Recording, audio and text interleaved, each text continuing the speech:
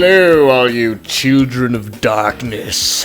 Welcome back to the Sethington channel. Today we're diving headfirst into the underworld, into the most diabolical, evil, and downright metal color in magic, black. We're gonna talk about Black's early artwork and incorporate elements to paint not one, but two pieces of spooky Halloween goodness. One of them is a repaint of Dark Ritual, and the other is a fan art piece for Mr. Papa Meat himself. If you don't know who that is, I'm gonna cover that later in the video, but stay tuned. If you like 90s Magic the Gathering, Meatcanyon, or you just are in that Halloween spirit, you're in for something wicked. Now it's October, so I've been blasting way too much heavy metal lately. And after losing my hearing and getting some primo recommendations from my friends, bands like Death, Judas Priest, Iron Maiden, and Slayer, I realized something. I wasn't just loving the sound, I was obsessed with the art. Metal album covers are stories. They drip with apocalypse, fantasy, violence, myth. They make death look kind of beautiful, actually. And that got me thinking. Magic's original black cards, they came from that exact same DNA. Dark Ritual, Unholy Strength, Demonic Tutor, they weren't just spells, they were album covers with mana costs. Every piece felt dangerous, like Wizards of the Coast might get in trouble for printing it, and they actually kinda did. Metal and black mana share the exact same soul. They both celebrate power through decay. Both find beauty in things people are afraid of. Demons, skeletons, forbidden rituals,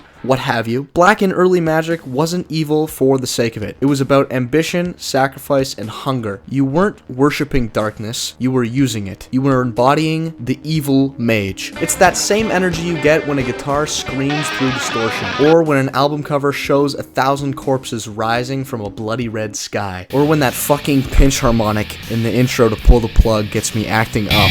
I don't know what it is. That's the kind of emotion early black cards nailed. Raw, unapologetic, and alive through death. But somewhere along the way, that raw energy got cleaned up. Black didn't stay that dangerous. Don't get me wrong, today's art is gorgeous, and sometimes that raw feel shines through depending on the artist. But across the board, I feel it's missing that grimy edge. Back then, a black card felt like something your mom would take away if she saw it. Now it looks like something she might hang up if it matched the living room. Or maybe mom is just cool as hell. The demonic presence was toned down, literally banned in some cases, because of the satanic panic. In the 90s, Magic were being accused of promoting witchcraft, Satanism, and the occult. So Wizards pulled back. No more pentagrams, no more naked demons, no more unholy strength. And that's where Magic, the kind of scary kind, got a little lost. It's wild looking back at it. Pokemon. Pocket Monster. The Spiral. And it stands for what? Male fertility. The 90s satanic panic hit everything, music, games, and even cartoons. People genuinely thought D&D and Magic were gateways to summoning demons, not just a bunch of nerds arguing over upkeep triggers. In 1995, Wizards literally removed the pentagram from Unholy Strength. Thank God people, chilled out a bit, because we got bangers like this today. Cards like Demonic Tutor became outliers, survivors of a corporate exorcism, so Wizards had to sanitize things to survive. But what they lost in PR safety, they also lost in aesthetic danger, and that danger is what made black cards so magnetic. When you saw that horned demon in the art, you felt like you were messing with something forbidden, and that was awesome. Sets like the Dark and Innistrad really carried that touch. The Dark, coming out in 1994, was right in the middle of the satanic panic, and it's easily one of the creepiest sets ever made. Everything looked diseased, the world felt sick and small, like the light of civilization was dying out. Then, years later, Innistrad brought gothic horror roaring back. Cobblestone graveyards and stitched horrors, faith turned rotten. It was basically Wizards saying, yeah, we still know how to scare you. That was a really dumb joke. You guys like my ringtone?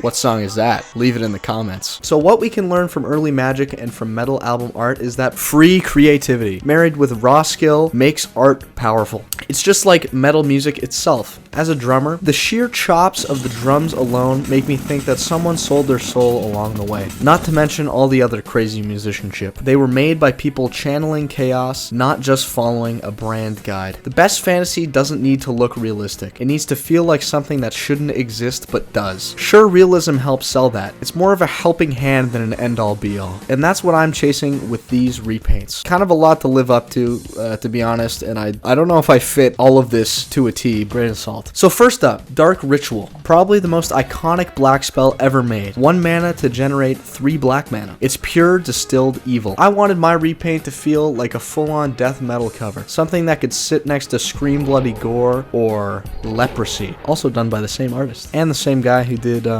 For Peace Sells, but who's buying that one. So I painted a hooded skeleton cultist, channeling a beam of red energy, black mist fogging the room, and the red beams of light illuminating a once human version of the skeletal monster, raising questions of what the ritual could be doing. I wanted to pay homage to the original and try to incorporate design elements from the Frank Frazetta Secret Lair, which might be my favorite rendition of the card. It's not pretty, it's not clean, but it's alive! Welcome to the painting portion of the video. Feel free to skip ahead to get to the end product or just to see the next illustration that you might be more interested. But anyways, this is what I've been working on.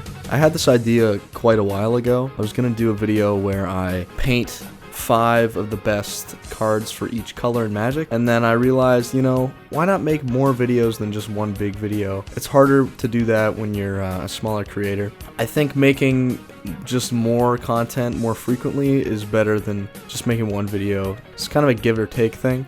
I think once I get monetized and I reach the 1,000 subscriber mark and the 4,000 watch hour thing, I'm gonna take a step back, really dissect my content, and just spend more time working on videos and focus more on quality. But until we reach that point, I still gotta, you know, be on that grind. I've been listening to a lot of Death recently. I think they're my favorite from what I got suggested. I'm not a huge metal head, yet at least. Coming from the lens of listening to a lot of King Crimson and like prog rock, I feel like Death is just like, they're so tight as a band and they got so much technical ability, and honestly, like at first it was a little jarring, but the screaming is kind of growing on me. It's a strange thing. I thought I would never really be into that music, but here we are. Maybe it's because I'm in the spooky mood of the Halloween season.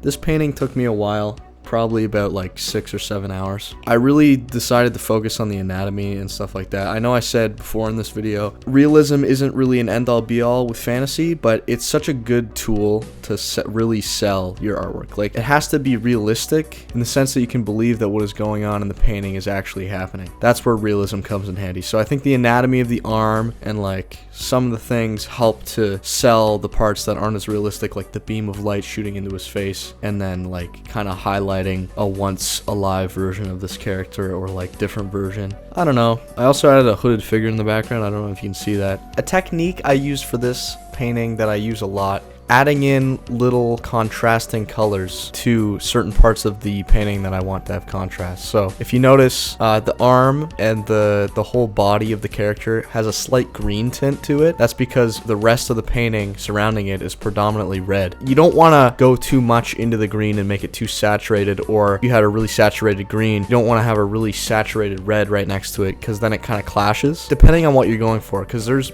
definitely artists who have used very contrasting colors right next to each other efficiently. I'm just saying for my style and what I like to do, keeping things subtle, I add little bits of green into the arm and the hood and the face because the red is so bold and so saturated. And for the sketch, I don't know if I talked about the sketch. Maybe I'm doing this in reverse order, which is kind of weird, which I don't normally do. But this is the sketch. I used a lot of different references. I think some artists are using AI now for the references, which honestly, like, I don't even think it's as efficient as just getting pictures from Pinterest and putting it into your canvas and just looking at that as a reference, because it's real. First of all, it's a real image. You get that sense of form that gets muddied in AI art. I find getting a lot of references that are sculptures help me a lot, especially with form, because they're already stylized and they have such a unique quality to them. Of course, photo references are like great as well. What I did is I got a reference for the skull, I got a reference for the arm from, I think it was a Brahm painting that I liked. You gotta have that artistic warping, you know? You have to use your own artistic vision to change your references and make them fit, become homogenous with your own vision. I think maybe the skull is a little bit jarring next to the arm. They kind of don't really look like they're super connected, but I like the ambiguity of this kind of demonic arm that has flesh on it, and then his head is just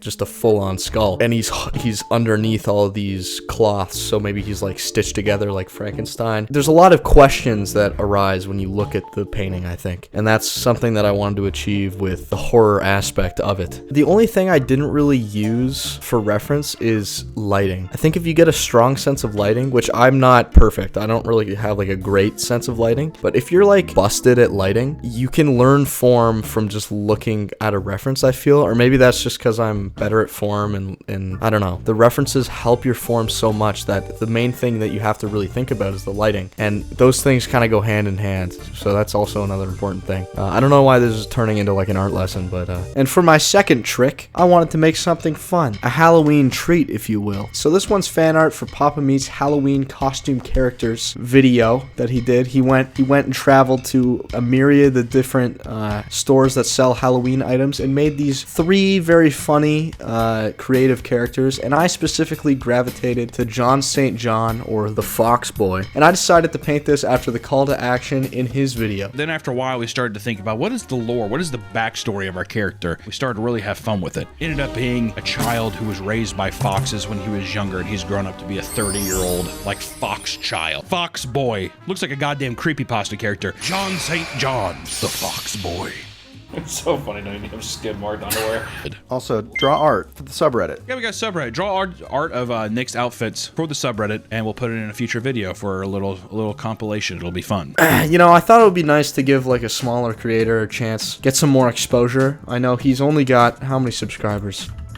Oh geez, he's only got 3.1 subscribers. Yeah, so I got a lot, like kind of a bigger following than him, so, you know, I thought I'd give him this little shout out. He really needs it. I thought, what if I painted John St. John like a 90s magic creature? I took inspiration from all the countless wolf artworks to make this goofy werefox, I guess, or whatever he is. He's a fucking creature, I know that. Something that feels like it crawled out of the same dark binder of 90s Magic the Gathering. I also wanted to lean into the goofy side. If you haven't seen it, you might want to check out my What Happened to Magic's Humor video. I give some more insight into that side of early Magic the Gathering. I wanted to make the card feel somewhat campy as a reference to Papa Meat or Meatcanyon's content. I've been watching them for years now, and they never fail to make me laugh as well as horrify me, and their metal and horror influence is undeniable. If you guys are familiar with Papa Meat's content, this is what I imagine happens to Nick on a full moon. Magic's original black cards were metal as hell, pun intended. They were rough, weird, and kind of dangerous, and that's exactly why I love them. Because sometimes the most powerful art doesn't shine. It burns. If you guys like the art in this video, there's much more like it on my Alter Sleeves page, and lots of work in progress stuff to come on my Instagram. So please go check that out, links in the description, and most importantly, happy Halloween, all you scary Sethingtonites.